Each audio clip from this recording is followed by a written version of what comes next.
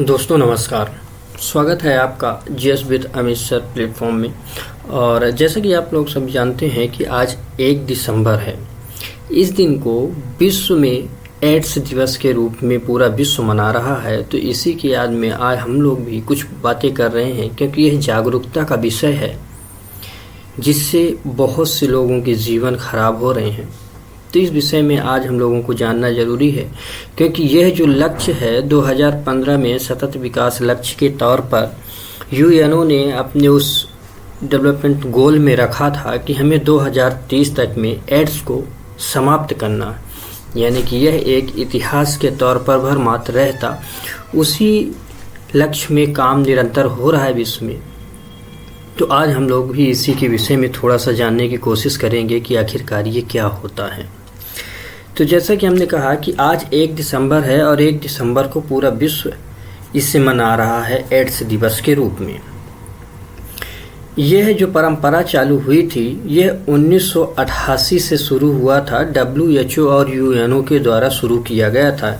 तो मनाने की अगर हम परंपरा की बात करें तो 1988 से इसे WHO और यूएनओ ने शुरू किया था। इस बात को आप लोग, यूएन ने शुरू किया था, इस बात को आप लोग नोट रखेंगे। प्रत्येक ईयर 1 दिसंबर को मनाया जाता है। 1 दिसंबर को मनाया जाता है ये, ठीक, ये बात भी याद रखेंगे।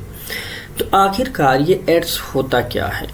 यह एक ऐसी संक्रामक बीमारी है जिससे रोग प्रतिरोधक क्षमता जो होती है वह खराब हो जाती है। मतलब शरीर जो है तो अपने आप को बचा पाने में, रिपेयर कर पाने में सक्षम नहीं हो पाता है, जिस वजह से इंसान की धीरे धीरे करके उसकी मृत्यु हो जाती है।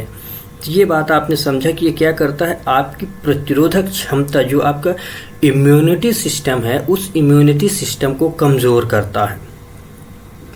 ठीक है, तो इसलिए हमें आज इसको याद रखने की ज़रूरत है। तो कब मनाया गया था? जो सस्टेनेबल डेवलपमेंट गोल है 2015 से यह परंपरा चालू हुई थी और इसे 2030 तक में समाप्त करने की दिशा में कार्य चल रहे हैं। किंतु इसमें बहुत सारी भ्रांतियां हैं, जिस वजह से इनके ये जो संक्रमित होते हैं उन्हें सोशल तौर पर, सामाजिक तौर पर बहुत ही ज़्यादा कहें कि मानसिक टॉर्चर भी मिलता है। बॉडी से तो वो डिस्टर्ब हो ही चुके होते हैं, उन्हें ये बीमारी हो ही चुकी होती है, लेकिन सामाजिक अलगाव का भी इन्हें सामना करना पड़ता है, जिस वजह से ये उनके लिए और भी ज़्यादा घातक साबित होने लगता है। तो मतलब इसलिए इस बार की जो थीम बनाई गई, थीम यानी कि जिसे हम कहें या कि विषय आप कहें, सब्जेक्ट, कि इस साल हमें किस पे काम करना है, कौन सी जागरूकता देनी है लोगों को कि इसमें HIV जो है तो जो फैलता है तो वह खाली असुरक्षित यौन संबंध भर मात्र से नहीं, रक्तदान से भी हो सकता है जिस संक्रमित व्यक्ति का हो। अगर माँ संक्रमित है तो स्तनपान से भी बच्चे में वह आ सकता है। संक्रमित व्यक्ति की जो सुई होती हैं वो सुई अगर आपको यूज़ कर दी गई तो हो सकता है। तो इस तरह की अनेक जो कारण होते हैं जिससे यह फैलता है एक व्यक्ति से दूसरे व्यक्ति पर, लेकिन यह किसी मच्छर या कीट के काटने से नहीं होता है। तो इन चीज़ों को आपको याद रखना है। तो जिस वजह से उन लोगों के प्रति हमें इतनी घृणा जैसी भाव नहीं रखना है। तो इसके लिए थीम जो रखा गया, विघटन पर काबू पाना और एड्स की जो प्रतिक्रिया है उसे बदलना है। मतलब हमें जो प्रतिक्रियाएं लोग करते हैं उनको बदलना है। तो क्या हम कहें कि जो बाधाएं हैं, बाधाएं जो आ रही हैं, इन बाधाओं को हमें पार करना है। बाधाओं को क्या करना है? पार करना है। और पार करते हुए जो प्रतिक्रिया है एड्स के प्रति, जो एड्स की प्रतिक्रियाएं हैं, क्या है? प्रतिक्रिया। इस प्रतिक्रिया में हमें परिवर्तन लाना है। क्या लाना है? प्रतिक्रिया में परिवर्तन लाना है। परिवर्तन लाना है। इस बात को आप समझें कि हमें एड्स की प्रतिक्रिया में परिवर्तन लाना है और कुछ नहीं, ताकि लोगों को कम से कम ये तो ना हो सामाजिक तौर पर वो अपने आप को अलगाव ना समझें। तो इतनी तो बातें आपने समझी। इसका हमने फुल फॉर्म जो है तो पहले से ही लिख रखा है एड्स का, कि एक्वायर्ड इम्यूनोडिफिशियंसी सिंड्रोम होता है ये, यानी कि ये जो फैलता है वो HIV के नाम से होता है। तो इसका जो वायरस है वो HIV है, यानी कि ह्यूमन इम्यूनोडिफिशियंसी जो वायरस होता है उसके माध्यम से ये फैलता है। तो इतनी बातें तो आपने जानी, लेकिन इसके प्रति जो है तो ये क्यों फैल रहा है, इसकी क्या बाधाएं हैं, इसमें ऐसी कौन सी चुनौतियां हैं जो अभी भी चल रहा है। तो इसके खिलाफ जो लड़ाई है पूरी दुनिया में चल रही है, तो ये एक आश्चर्यजनक प्रगति है। मतलब कि कई जगहों पर अभी भी लेकर इसमें अलग चीज़ें हैं, जैसे कि जीवन सेवाएं जो हैं उनमें बाधाएं आती हैं। ठीक, तो जो जीवन रक्षक सेवाएं होती हैं वो पहुंच नहीं पाती, जैसे कि मानिए कि दवाएं हैं, जागरूकता है, वो उन तक नहीं पहुंच पाती हैं। तो इस प्रकार की चुनौती का सामना करना पड़ता है। बहुत से ऐसे समुदाय हैं जो इस जोखिम से जुड़े हुए हैं, उन्हें जागरूकता पता नहीं है और वो असुरक्षा का सामना कर रहे हैं।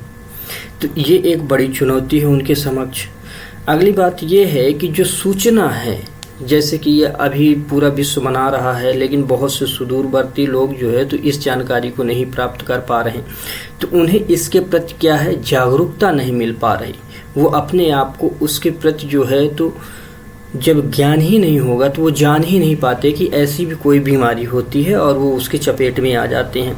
जो स्वास्थ्य सेवाएं हैं वहाँ तक स्वास्थ्य सेवाएं भी नहीं पहुँच पाती, जैसे कि बहुत से विकासशील देश हैं, जो अल्प विकसित देश हैं, तो उन देशों तक जो है तो वो पहुँच नहीं बना पाते हैं।